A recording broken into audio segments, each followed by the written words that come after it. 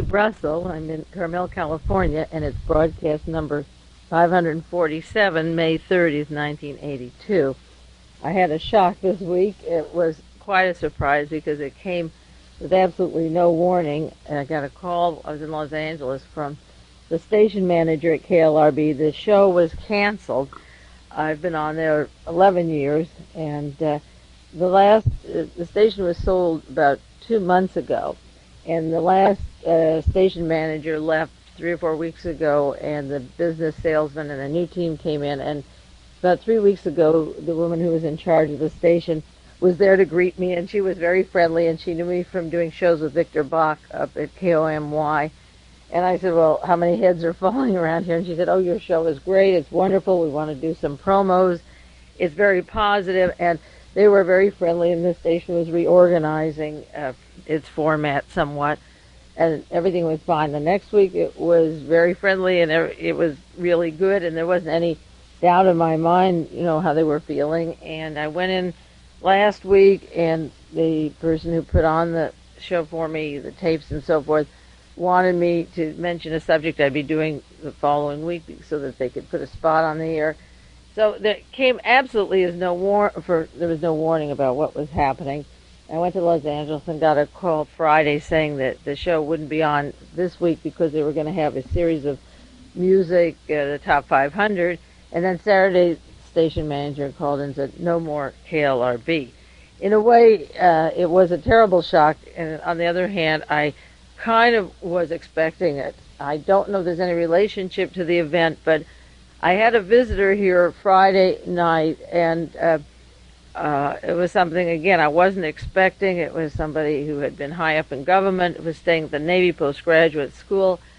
The whole thing was disconcerting, and I don't know if it had anything to do with the quick way that this was dropped or not. I can't put together yet because it all happened this weekend, and the station for the holidays is really not functioning.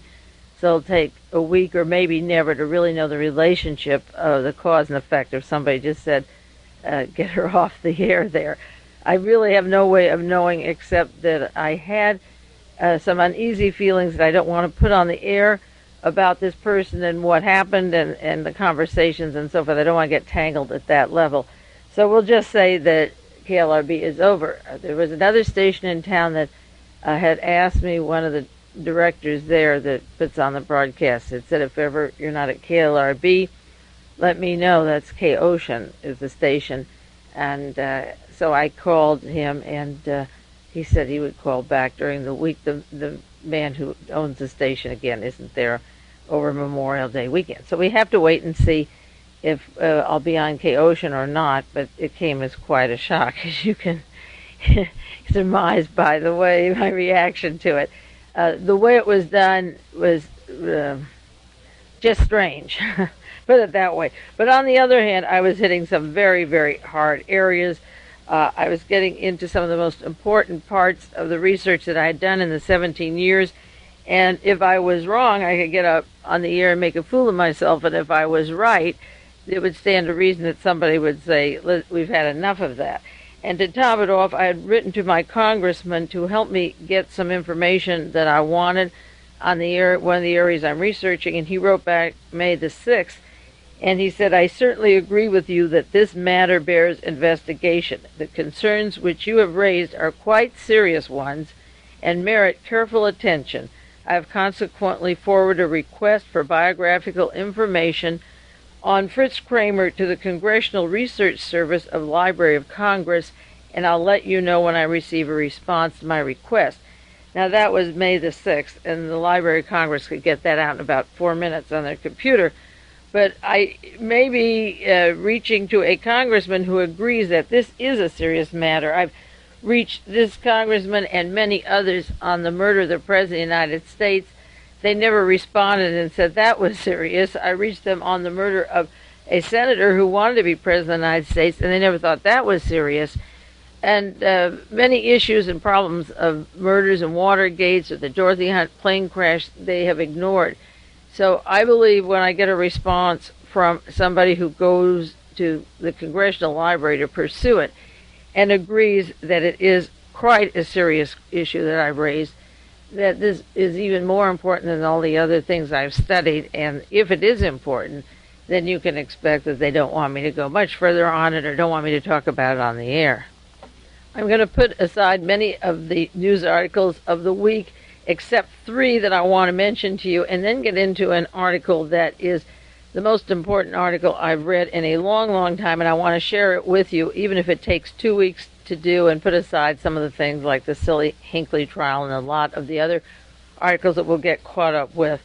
There was one story, Furor Boils Over Slip of Tongue, and that has to do with J. Peter Grace.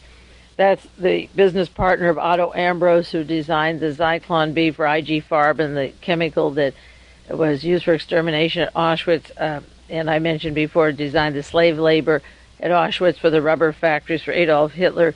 J. Peter Grace has been a long partner of Otto Ambros, the war criminal of World War II, and he was appointed to this distinguished commission of Ronald Reagan's on how to cut domestic budgets. And of course, when he was in Dallas, he was opening his mouth over the food stamp program. Remember, I told you he would start hitting the poor. He wouldn't cut vacations of the president, such as $1 million to go to Barbados for 1 week, but he was making remarks about the food stamp being the subsidy for Puerto Ricans in New York. That's they live all of them live off the food stamps.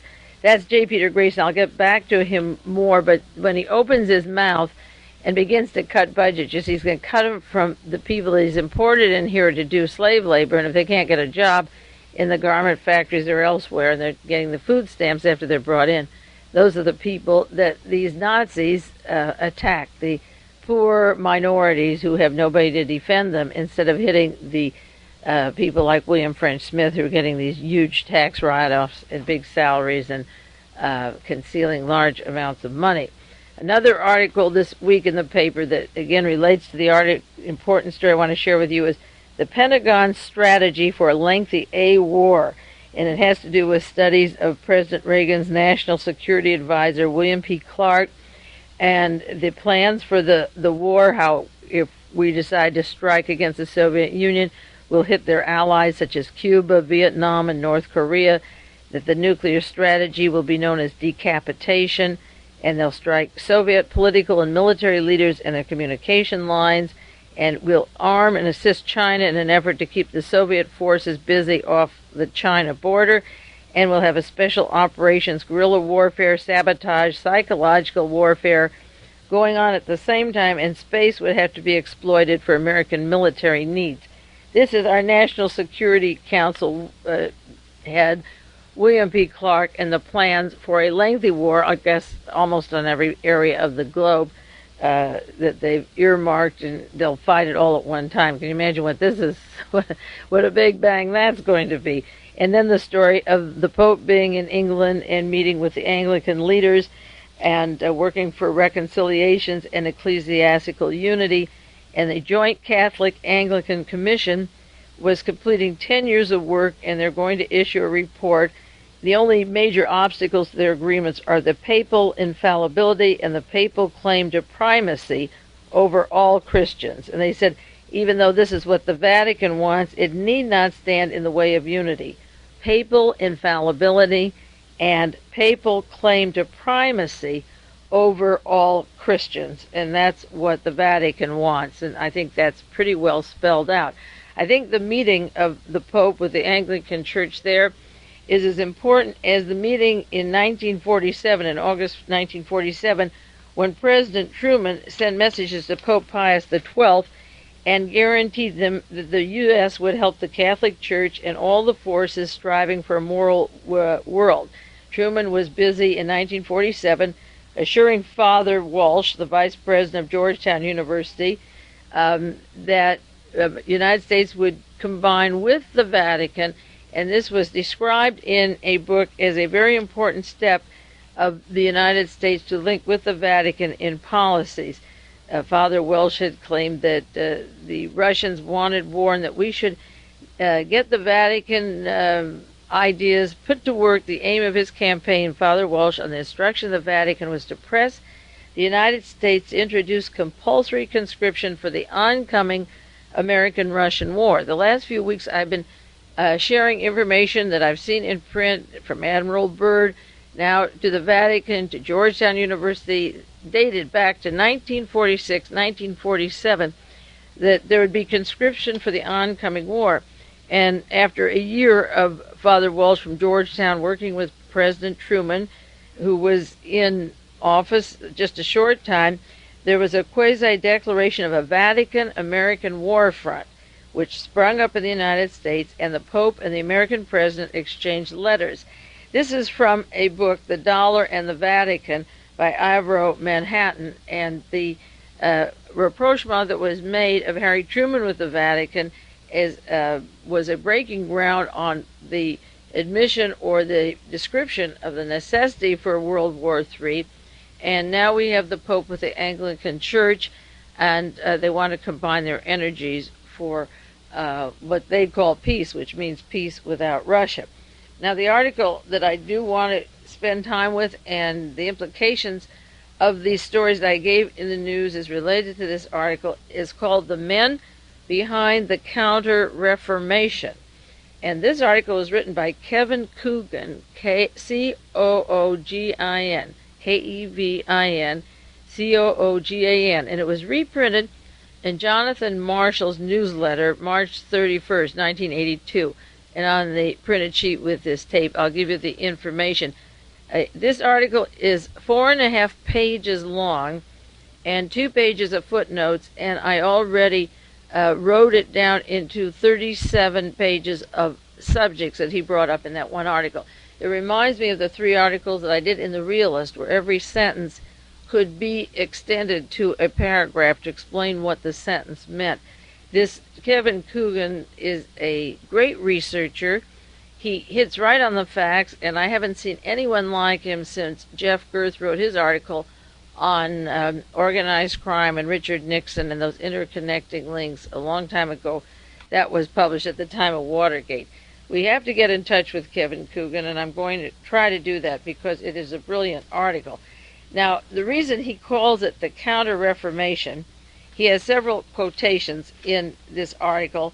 One is an interview in the Los Angeles Times of Robert Scheer, November 1981, that was just a few months ago, with Richard Perle, P-E-R-L-E, the U.S. Assistant Secretary of Defense and also chairman of a high level of NATO. And this military man for the United States, Richard Perle, was complaining about the anti-war movements in Europe, and he launched this massive attack against the European anti-war movement, and you know how much they love it at home. And he said in the LA Times, this is a product of Protestant angst, A-N-G-S-T. And he gave an example of the opposite of the Protestant thinking, such as Portugal or Spain or Italy, where you get a different attitude.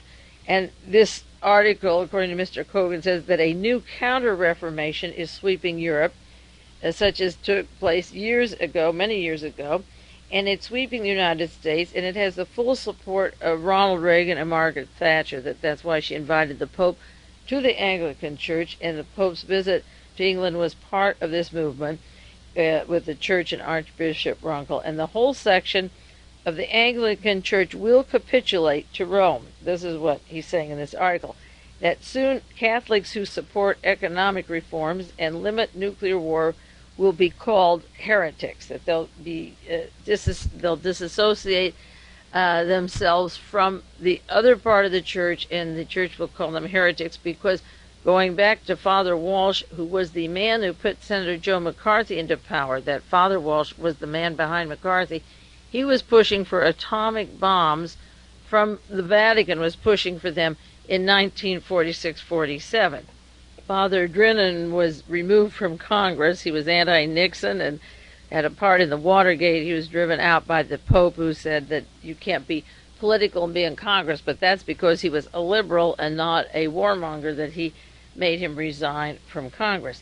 Now, a Professor Gedda, G-E-D-D-A, wrote a book that was published by Stanford Press in 1976. It's called Catholic Action in Italy, The Sociology of a Sponsored Organization.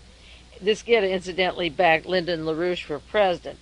But Professor Gedda explains in his book that 4 centuries ago, when the Reformation came along, we had Protestantism, which means religious liberalism. And after the French Revolution, when they got rid of the monarchy, they had a self-styled liberty, which isn't good for people. It gives you license to do anything you want. So in his book, he criticizes early romantic socialism of the last century and says that romantic socialism leads to dictatorship, such as freedom of thinking. Karl Marx leads to the revolution in Russia and throwing out the church and the monarchy. And you can't have this kind of thinking. He says this is fatal logic. When you transform your thoughts, you transform social conditions. And now today, communism has descended from the Protestant Revolution. So that this particular Catholic thinker, is again published by Stanford University, thinks that when you're liberal, you end up with the Protestants. And in order to have a strong society, you have to get back to Catholicism. Now, this particular Professor Gaeta is one of the members of the Sovereign Military Order of Malta. It's long overdue, I suppose, for me to talk about the Knights of Malta, the SMOM, the Sovereign Military Order of Malta. And that's what this article is about. The church has its religious branch, and since for the past 1,000 years, the Catholic Vatican Church has had its military army with their loyalty to the Vatican, and they carried on the Inquisition and the Crusades, and the military group have been very strong side by side with the religious group for 1,000 years to defend the Catholic Church. And now they believe that the Reformation brought Protestantism, which brought all this liberalism, and if you don't have a war, you can't get the commies out. So they're ready to arm with the atomic bombs and so forth, and the military branch must come in and defend the Vatican. And so the Knights of Malta is the group that has been organized for this purpose.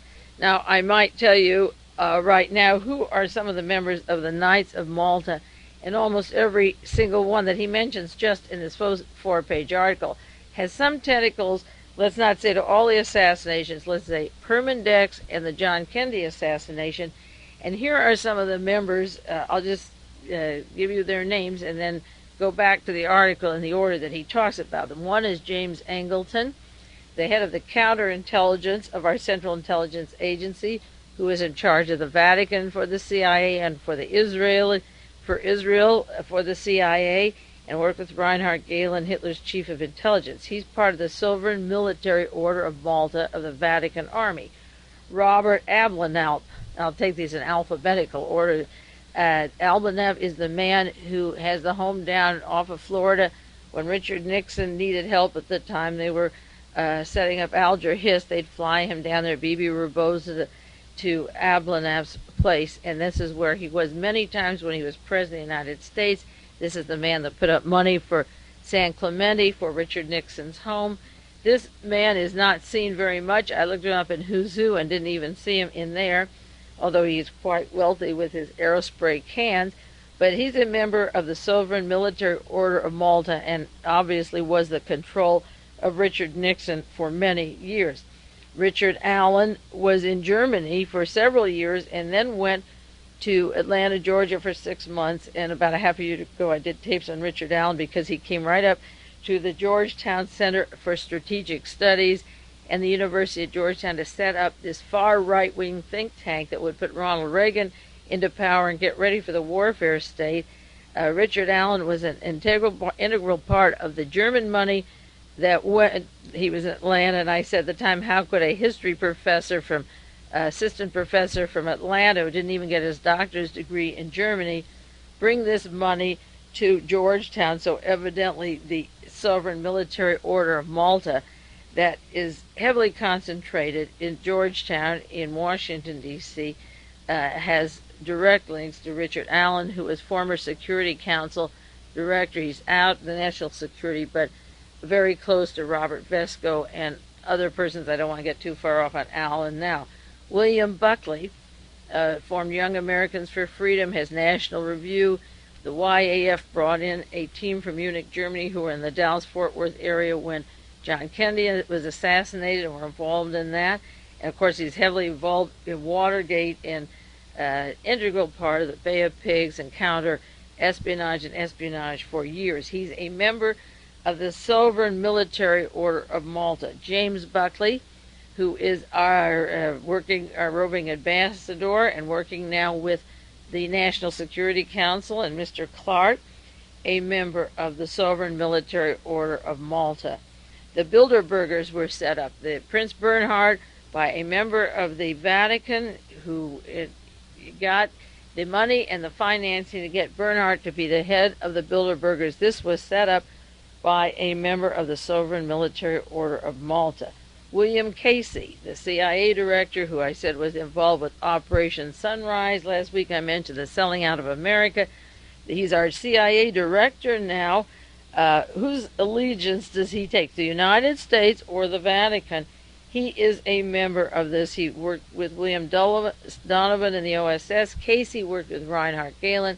He brought Lucky Luciano and organized crime in from Sicily and Milan and Palermo, the Italian crime syndicate, into what became the Central Intelligence Agency. William Casey is a member of the Sovereign Military Order of Malta. CIA officials involved, just in this one 4-page article: William Casey, William Donovan, Reinhard Gehlen, James Angleton, and John McCone. Well, Bill Donovan, they're going to give a Donovan Award for the Knights of Malta. Donovan was put on the American Cancer Society in 1946 by Elmer Bobst. Donovan was head of the OSS that became the CIA. Elmer Bobst was the cover for Otto von Bolschwing, Adolf Eichmann's superior, and Donovan was working with Elmer Bobst, he created the presidency of Richard Nixon and catapulted him into office. Donovan and Bobst were working together from 1946, when the war was over, the American Cancer Society. Peter M. Flanagan, a Nixon aide, is a member of this Sovereign Military Order of Malta. I emphasize the military because I'm not talking about Catholics who are doing good work. I'm not talking about Catholics who are not military, the true religious believers. I'm talking about the military branch that is willing to wage World War III and wants to combine with the Anglican Church and take it over, that has a grand design and will use the military means, and is using the top Nazis from Hitler's entire regime and coordinating them into our intelligence community. All of them are members of this organization. Flanagan works for the intelligence division of J. Peter Grace, the fellow I mentioned who was putting down the Puerto Ricans and the food stamps, and he was part of the ad hoc committee that was behind the murder of Allende in Chile. That's Peter Flanagan. Georgetown Center for Strategic Studies is directly linked to this group. It's set up for the military branch of the Vatican and the Catholic Church, and Center for Strategic and International Studies means planning World War III. Reinhard Gehlen was awarded the Knights of Malta immediately after World War II. It wasn't over a year. I have the date when he became one of 3 to get the highest honors of Knights of Malta. There's different degrees. Reinhard Gehlen was Hitler's chief of intelligence, Eastern Division, and then moved west and came to this country with Allen Dulles. John Foster Dulles' son worked with this group and with the church, along with Martin Bormann. The two of them were together and left the country, went to South America. Reinhard Gehlen got one of the highest honors, though evidently these people didn't think that Hitler and Nazi Germany and those 600 concentration camps, incidentally, I was reading a figure there's 600. There wasn't just Auschwitz or a few that you think of that are better known. Baron Hilton of the Hilton Hotels, a member of this Sovereign Military Order. Lee Iacocca, who was with Ford Motor Company. Now, Ford has always published violent anti-Semitic literature. When Marina Oswald first came to the United States in June '62, she was met by Colonel Lawrence Orloff, who then went up to Henry Ford in Michigan. She was meeting with him, and as soon as John Kennedy was murdered, 2 days later, the limousine was sent up to Dearborn, Michigan, where it is today. It was reupholstered for a while for LBJ, but any area where there were bullet holes in the metal were covered up, And when it was sent to Michigan, Lee Iacocca was one of the heads working for Ford Motor Company. And I believe, I looked up Who's Who in America, and he's been at the Ford for a long, long time. The car that John Kennedy was in was sent up to the Ford Motor Company. Lee Iacocca then went to Chrysler, and that's beginning to go bankrupt, or has gone bankrupt, on the verge of hanging in there. Member of the Sovereign Military Order of Malta. Joseph P. Kennedy was a member of this military gang, but Joseph P. Kennedy was very Nazi. And in this article, they mentioned that the mistake his son John made, according to a white Russian who had an interview about, was that John was too independent and tried to disassociate himself from the Catholic group. John Kennedy, Robert Kennedy, and Ted Kennedy were never members of it, but their Nazi father, Joe Kennedy, was a member of the military branch, the Sovereign military branch, and James Ling is a member. He is not written up in Who's Who, but this is Ling Voigt, the defense people, and I'm sure there must be another volume where I can get a bio on Ling because the name is familiar.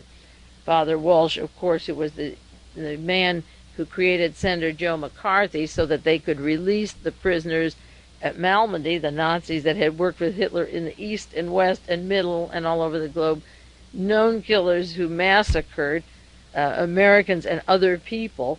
McCarthy was put in by Father Walsh, and Georgetown clique, again, the Sovereign Military Order of Malta, and Spyro Skouras was a member. Now, these names are just in one article. Imagine a 4-page article, and details, quite a few details about this organization, and there's not very much written. There is some, but if we look for it, it's there. It's just that we've never realized, I'm sure, the importance of this, and it's just beginning to come in, because these are the people that have killed John Kennedy to make Richard Nixon president of the United States when he couldn't win against him, killed Robert Kennedy through the Permindex. They're all linked to the Permindex, the Torbett document, that book that's been out for 10 years. These people are all connected to the Watergate, the dirty tricks, the assassination teams, even to the John Lennon assassination. I'll get to that, if not this week, next week.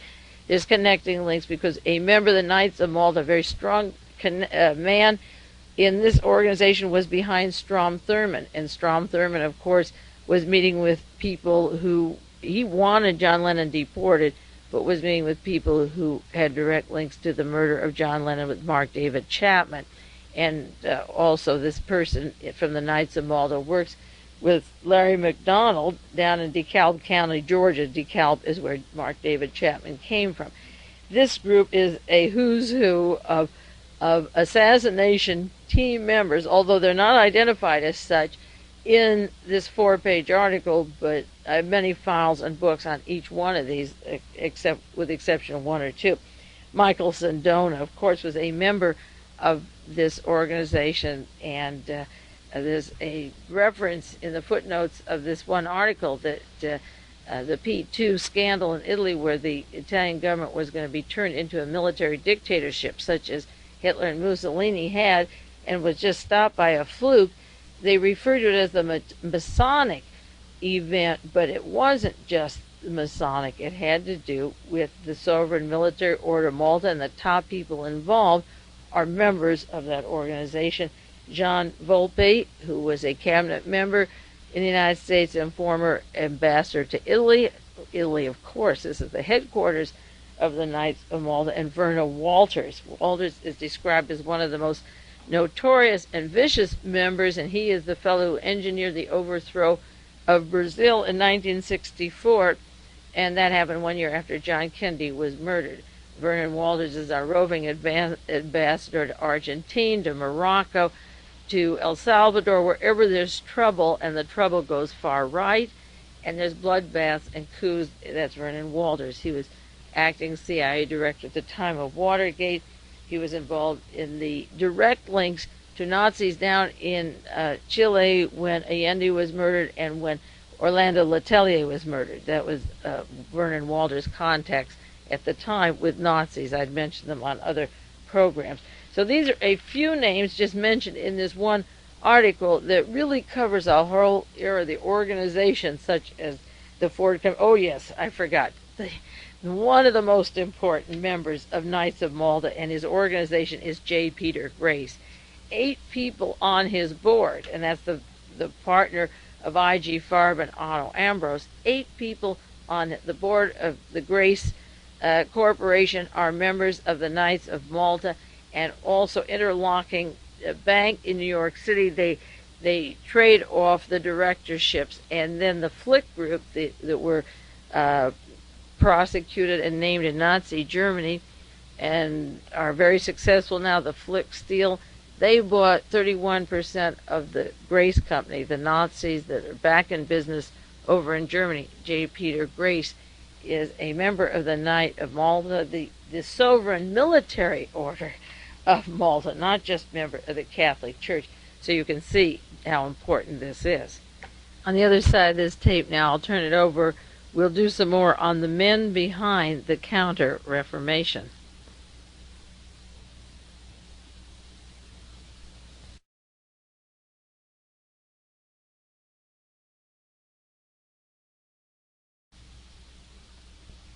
This is May Brussel in Carmel, and I'm discussing an article published by Jonathan Marshall. The author is Kevin Coogan, Coogan, the men behind the Counter-Reformation. There's one other name that I forgot to share with you that is in this article, a member of the Sovereign Military Knights of Malta, and that's John McCone. He was CIA director at the time John Kennedy was assassinated and assisted the Warren Commission to conceal the Nazi connections to the Kennedy assassination, and then he was working for ITT at the time Allende was murdered, and now he's working for Bechtel Corporation along with Caspar Weinberger and the warmongers who can't get enough instruments for war that have been continuing since 1946-47, getting ready for this World War III. Now, this article is particularly important, and I want to mention the importance in light of some of the things that I have said and have not said on these broadcasts for a long time. And whenever there's elections coming up or discussions on who runs the world, people say, what do you think of the Council of Foreign Relations? What do you think of the Trilateral Committee? Why don't you talk about the Trilateral? And those of you who have subscribed to these tapes and know me know that I have done very little on the Trilateral or the Council of Foreign Relations, because my answer has always been very pat to these people.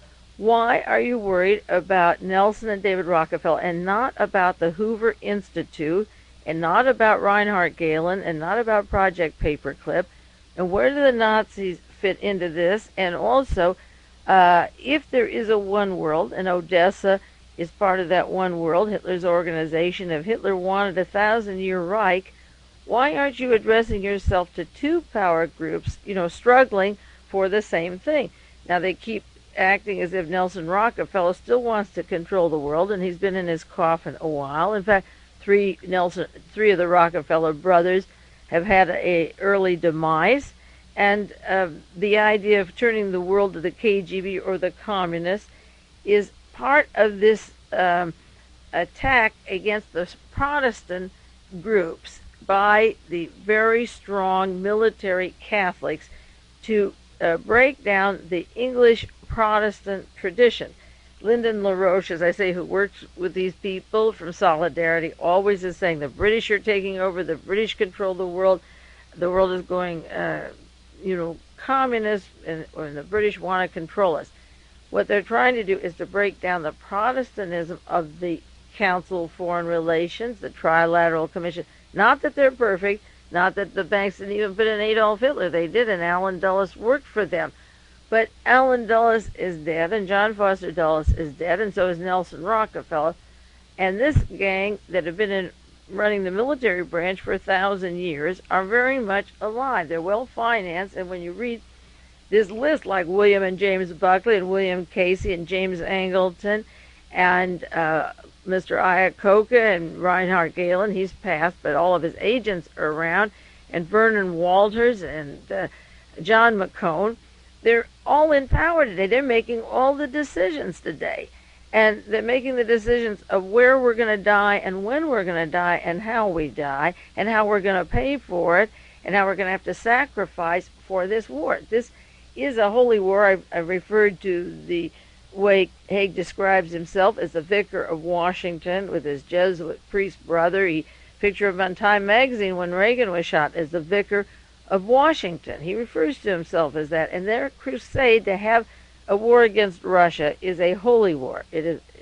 Russia has thrown the church out for all purposes, and this is a crusade, and they will use every country and every area where people are striving to exist and take care of their needs in order to make that war against Russia. They're hell-bent on it. And that's why I've never really sided with those people attacking the Eastern Seaboard organizations as being the sum total of the problem. The problem goes deeper, and it certainly has to do with the members of the military branch of the Vatican who are running the United States today. Now, I'll refer to a few specifics of this article, and as I say, it may take 1 or 2 weeks to share with you, but it's so important, and he mentions these various names.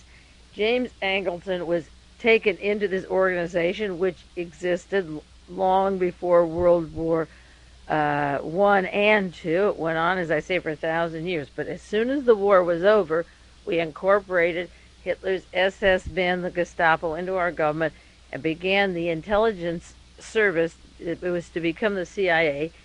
So the war was over May 8th, 1945, and December the 27th, 1946, James Angleton, who had so much to do with the Middle East and the Palestine and Vatican, became a member of the Sovereign Military Order of Malta, and he was awarded a high honor, one of the highest honors that they had for whatever he had done.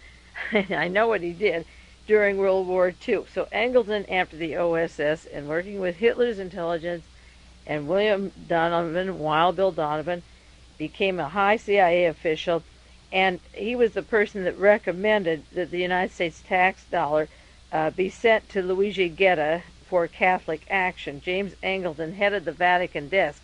Now, it's Mr. Guerra who recently, Gedda, Luigi Guerra, he's the one who recently was talking about the need for a tightening up the liberalism of the church, and getting the Protestant system leads to dictatorship, such as the communists. He is violently anti-communist, and it was Angleton who wanted tax dollars to fund his publication or group called Catholic Action. This was 1946 when James Angleton was brought into the group. Reinhard Gehlen, November 17, 1948, 2 years later, became a member of the Knight of Malta, and he got the highest award in preparation for setting up the Cold War, I suppose, with Senator Joe McCarthy and dividing the Americans against each other. He was head of Hitler's intelligence, chief of the Eastern Division, and described as a linchpin of the Allen Dulles CIA connections when the CIA was formed. And he was in the Pentagon, of course, within months when the war was over, and working with Allen Dulles. Now, the year that he got this award, 1948, the Nazis were getting together, being ready to be released in the jails in Europe and to get out. Otto Skorzeny soon would be out to set up the Odessa. Reinhard Gehlen's brother is a member of this organization. He was secretary to the head of the state of the Sovereign Military Order of Malta, the brother of Reinhard Gehlen. His alias is Count Thun, Thun, Hehenstein. I can't pronounce that. He has a German name. The code name is Don Giovanni, the Italian name, based in Rome. This is the brother of Reinhard Gehlen, secretary to the head of the state of the Sovereign Military Order of Malta.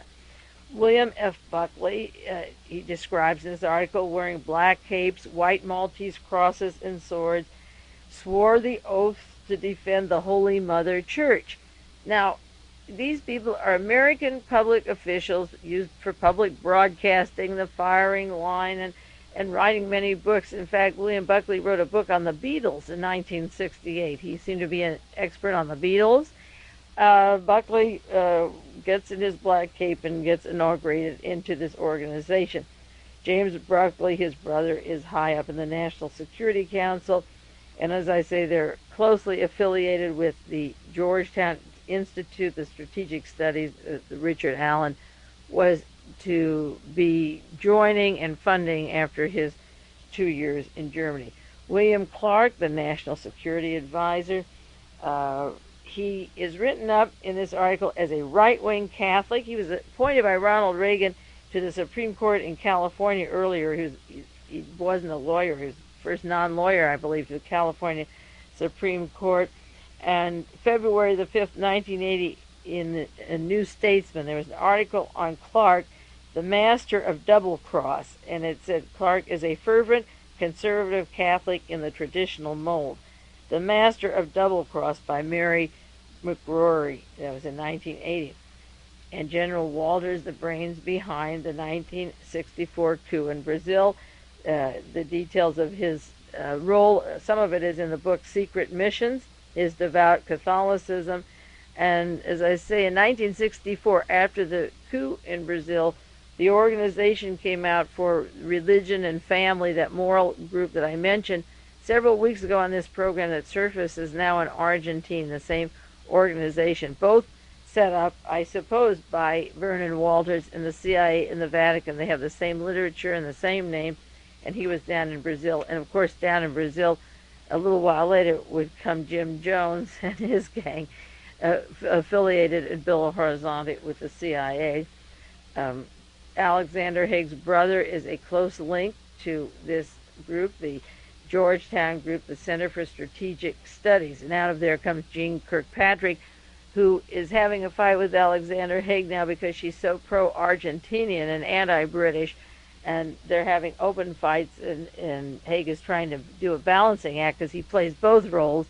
NATO chief with his NATO alliances to Licio Gelli, caught in that scandal, that Vatican P2 scandal in Italy in May 1981.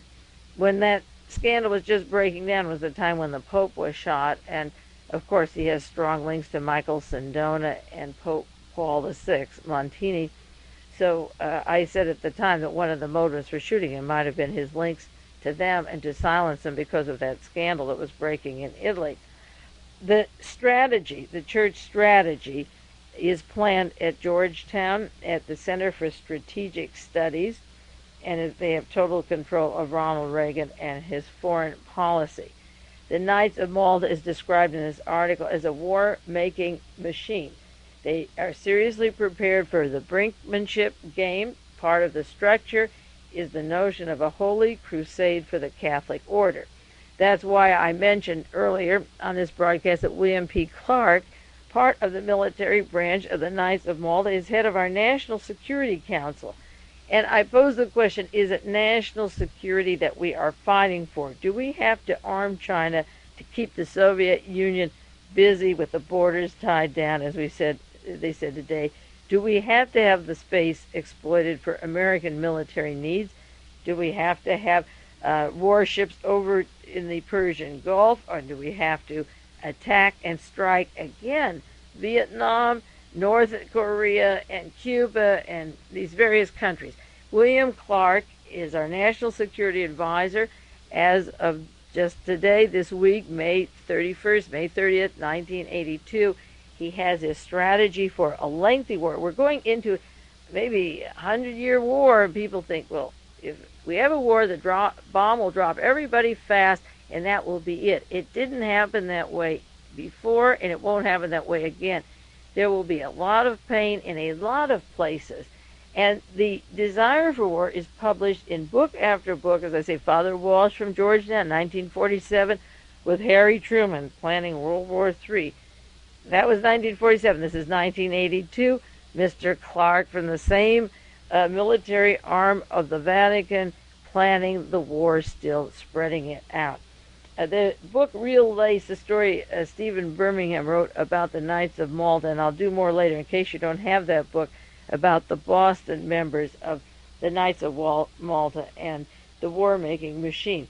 They wanted a hot war and a cold war going at the same time, and Senator Joe McCarthy was the perfect person for witch hunting in the United States. The man behind him, that Walsh, Father Walsh, was the one who directed him. he briefed him, Joe McCarthy, and launched his career in 1946. And he also helped J. Edgar Hoover, who was working with Interpol and the Nazis in Germany. Father Walsh was the man behind J. Edgar Hoover, and we know what kind of a holy war against so-called communists were going on this country.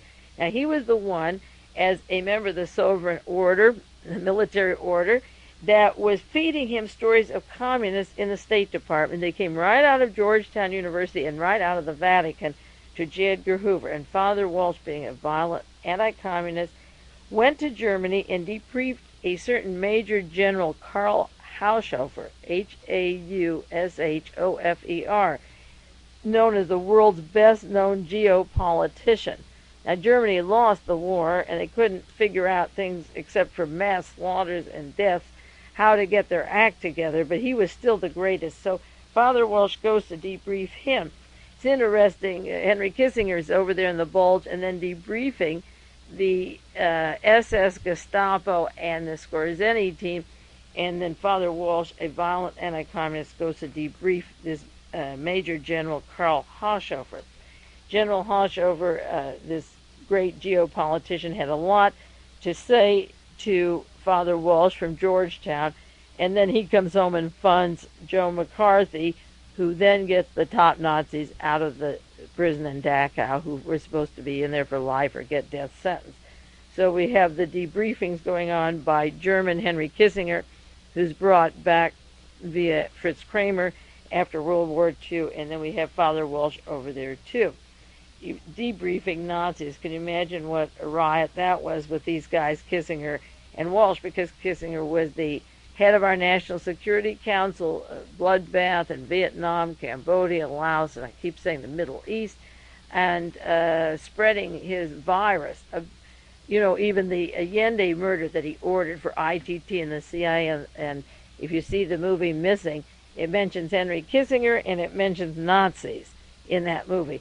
And this gang were over there, in quotes, debriefing these Nazis and then coming back, I guess, with plenty to set up their organizations and getting ready for our government's Cold War that took place. Father Walsh was, as I say, the genius behind feeding the State Department and J. Edgar Hoover, and the damage that J.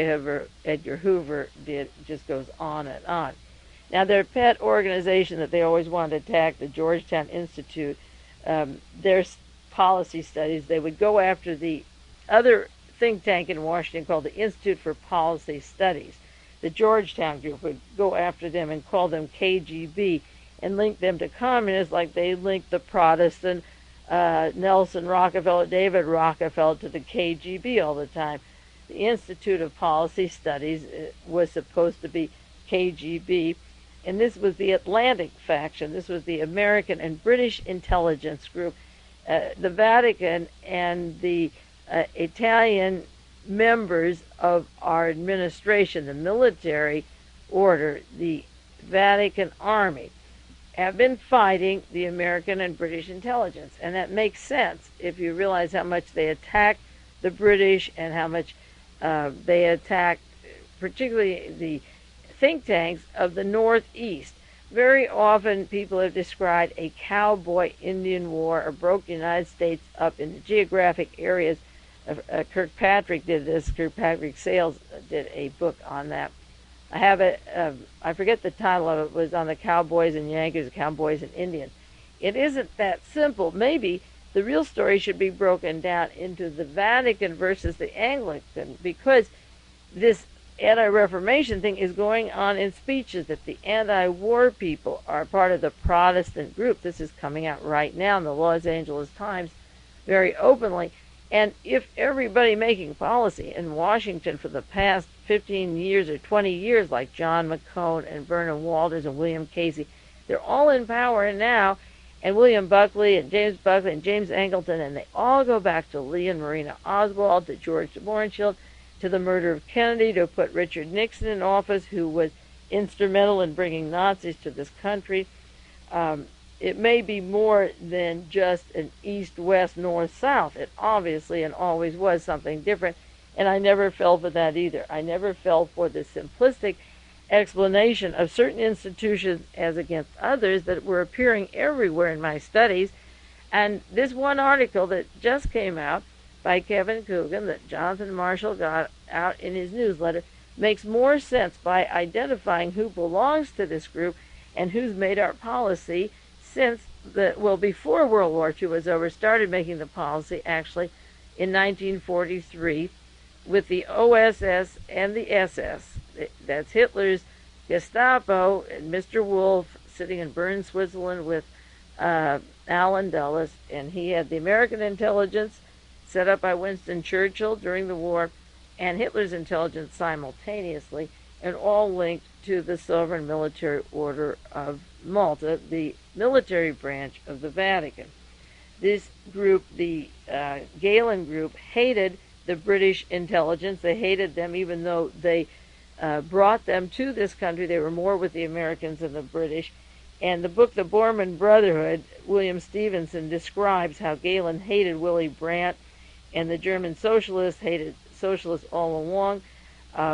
The division of the people running this country today makes more sense if you break it into Protestant versus the Catholic versus the Protestant than, as I say, you do geographical or areas or any other way. Now, Galen is instrumental in setting his agents all over the world, and Galen is honored by this organization as soon as the war is over as a part of a church approval. He is incorporated into the military arm of the Vatican Church. I mean, nothing that happened in Italy or Germany or Belgium or France matters, or Russia. All these deaths, and Galen had planned immediately after the war. I keep quoting over and over my favorite sentence in his book, the book that Kukridge wrote on him, how immediately he was going to starve 40 million or 50 million and make the other 40 million, I don't remember which the proportion was, I should know it by now, make them into slave labor. Galen was embraced for this, and this is where we're heading when you see 20 or 30 million starving in Africa in these drought areas. They're being eliminated. That's what Galen wanted, and that's what we're getting. And incidentally, J. Peter Grace, a member of this sovereign military group, was the founder of the Freedom from Hunger organization. And I don't want to get too far afield, but I looked up Werner Erhard, Mr. Rosenberg, who gave himself two German names, and he began his Est group in San Francisco with money from a woman, an organization from Georgetown University, and another one from Holland, where the Bilderberger was set up by the Knights of Malta. So the people behind Werner Erhard, J. Peter Grace with his genocidal policies, Reinhard Galen with his genocidal policies, were embraced by what you call a church. Well, should a church have a religious function or a military function? And will they bring us onto 100 years war? Will they bring us into a war that just completely destroys the world? Are you ready for this? Are you, if you're a Catholic, do you like it? If you're a Protestant, what do you think of this? What do you think about this article on the Reformation and the role that the Vatican has in Ronald Reagan's administration? What do you think? I think it's terrible. Now, this article says that there's a real power struggle going on with the Vatican versus the Protestant, and he describes the home base at Georgetown Institute. Now, a book was just put out, and it's available. Tom Davis has it at Research up in Capitola, box 1107, in Aptos, rather, California. I'll put the address on the sheet again. Professor Carol Quigley has written a book called Tragedy and Hope, where he attacks the British Round Table and the Council of Foreign Relations. Well, Quigley was a member of the Birch Society, and he's part of the Catholic right, the extreme Catholic right. And again, Mr. H.L. Hunt and Warren Carroll of the CIA were involved in the death of John Kennedy and Jack Ruby's contacts with them and the Republic National Bank and the Young Americans for Freedom in that area that were brought by William Buckley from Germany down to Dallas. The names I'm mentioning are not removed from the period that I studied a long time ago, starting over 17 years ago, on who killed John Kennedy. There's another book that I'll put on the sheet for you in case you're interested in getting it, called The Knights Templar by Stephen Howarth. Athenian Press just printed it. I haven't read it yet. It's on the Knights of Malta. But Mr. Quigley's book, Harold Quigley's book, The Anglo-American Establishment, The Conspiracy from Rhodes, at Cecil Rhodes, to Cliveden. It's published by Books in Focus.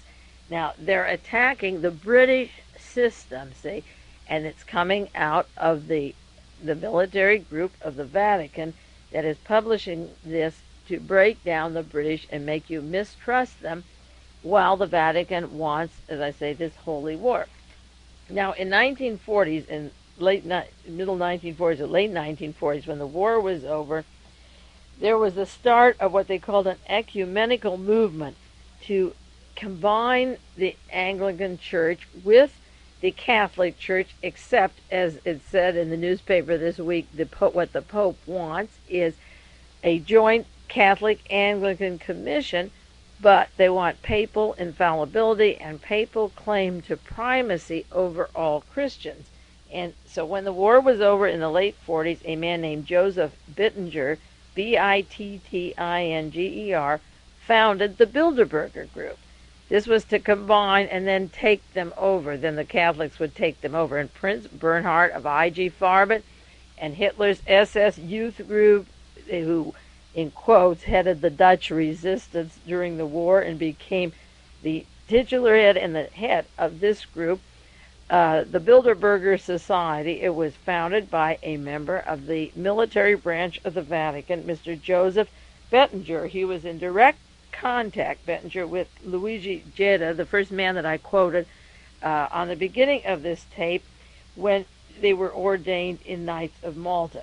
So this Bettinger was very important as a military member of the Vatican, and then selected Prince Bernhard to head up the Bilderbergers. And that's where I said several weeks ago they meet annually to decide who will get a piece of the pie and who will survive and where will the world leaders be and how can they hold the resources and the labor of the world in their hands. Now, this is not a nice group. These people will kill John Kennedy or Robert Kennedy or Salvador Allende. They'll kill other Catholics because this is a far fascist group. It's distinguished from the people, as I say, going about doing their things or trying to make social improvement.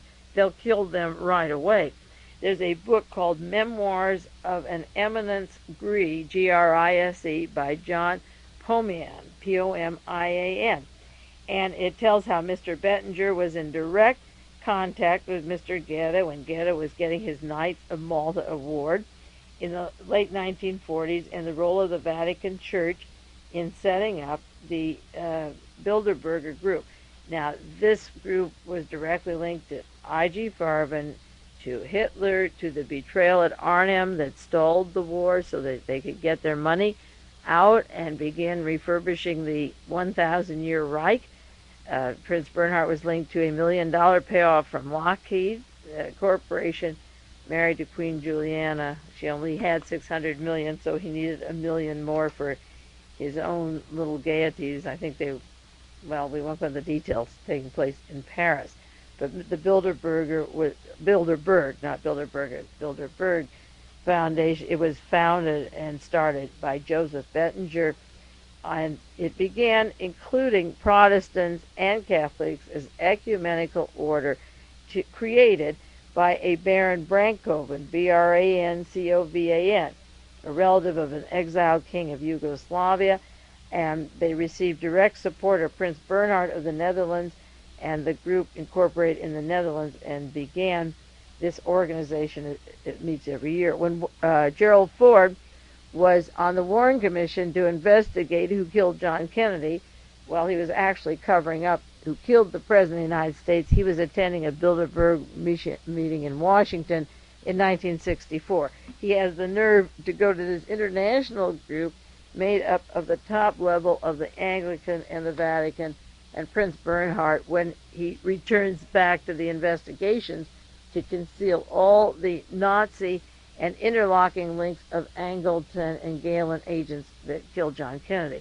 I always said many, many times on these tapes and radio broadcasts for years, until you get to the evidence in the Torba document that came out in 1970, until you get the Reinhardt-Gehlen connections, you will never have the story of who killed John Kennedy. And many of the people whose names I mentioned tonight either were part of the murder or part of the cover-up, worked directly with the agents and covered this up. So that is how Bilderberg got started. I'll do more next week. I have a lot on this organization, and it's terribly important. And the article that I've been speaking about this evening is The Men Behind the Counter-Reformation by Kevin Coogan. I will take more sections of that article. As I say, the article is only 4.5 pages, a short story with 2 pages of references, but every sentence gets more important as to what is happening today in the news, the stories of the war, the stories of the Pope's trips, the information about J. Peter Grace, and I'll do a lot of maybe the whole tape next week on the J. Peter Grace activities that are described just in this article. But I don't want to go too fast because he's hit upon something very basic about who is running our government, and is this a holy war? Are we going to get like the Crusade and Inquisition? And the Inquisition wasn't very nice, okay? Are we going to get into a holy war? Is that where Ronald Reagan is leading us, and is he directed by the military branch of the